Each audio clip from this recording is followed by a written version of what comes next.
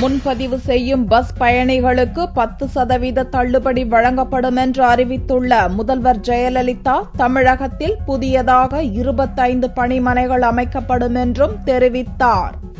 தமிழக முதல்வர் ஜெயலலிதா வெள்ளியன்று சட்டசபையில் விதி எண் 110 கீழ் 4 அறிவிப்புகளை வெளியிட்டார். போக்குவரத்து தொடர்பான அறிவிப்பில் தமிழகத்தில் 22 கோடியே 50 லட்சம் ரூபாய் செலவில் 25 புதிய போக்குவரத்து பணிமனைகள், மலைப் பிரதேசங்களில் 35 கோடி ரூபாய் செலவில் 250 மினி பேருந்துகள், சென்னையில் மகளிர் பேருந்து 200 உயர்வு என்பன உள்ளிட்ட அறிவிப்புகளை வெளியிட்டார். 10 அல்லது அதற்கு மேற்பட்ட முன்பதிவு செய்யும் பயணிகளுக்கு 10% தள்ளுபடி வழங்கவும் முதல்வர் உத்தரவிட்டார்.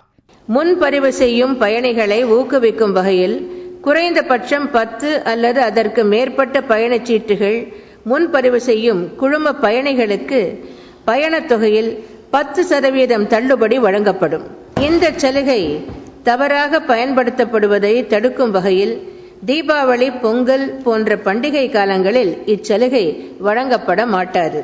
சுற்றுலா மற்றும் கலை பண்பாடு தொடர்பான அறிக்கையில் திருச்சி தூவக்குடி மாநில உணவக மேலாண்மை நிறுவனம் 5 கோடி ரூபாயில் தரம் உயர்வு, கல்வெட்டுக்களை கணினி மூலம் பதிவு செய்ய 50 லட்சம் ரூபாய் நிதி ஒதுக்கீடு, எழும்பூர் தேசிய கலைக்கூடம் 11 கோடி ரூபாயில் புதுப்பித்தல் செய்யப்படும் என்றும் அறிவித்துள்ள முதல்வர் ஜெயலலிதா, கலை பண்பாட்டுத்துறை கட்டுப்பாட்டில் உள்ள கவின்கலை, சிற்பக்கலை, இசைக்கல்லூரி மாணவர்களுக்கும் இலவச லேப்டாப் மற்றும் இலவச பஸ் பாஸ் வழங்கப்படும் என்றும் அறிவித்தார். மேலும் தமிழகத்தின் தொன்மையான இசை மற்றும் கலையினை பாதுகாக்கும் வகையில் இசை மற்றும் கவின்கலை பல்கலைக்கழகம் ஏற்படுத்தப்படும் என்று அறிவித்துள்ள முதல்வர் ஜெயலலிதா, தற்போதுள்ள அரசு இசை, கவின்கலை, சிற்பக்கலை கல்லூரிகள் மற்றும் அனைத்து தனியார் கல்லூரிகள் இப்பல்கலைக்கழகத்தில் கொண்டுவரப்படும் என்றும் முதல்வர் ஜெயலலிதா அறிவித்தார். இதில் குரலிசை, வீணை, வயலின், கிராமிய கலை உள்ளிட்ட 13 துறைகள் ஏற்படுத்தப்படும் என்றும் முதல்வர் தெரிவித்துள்ளார்.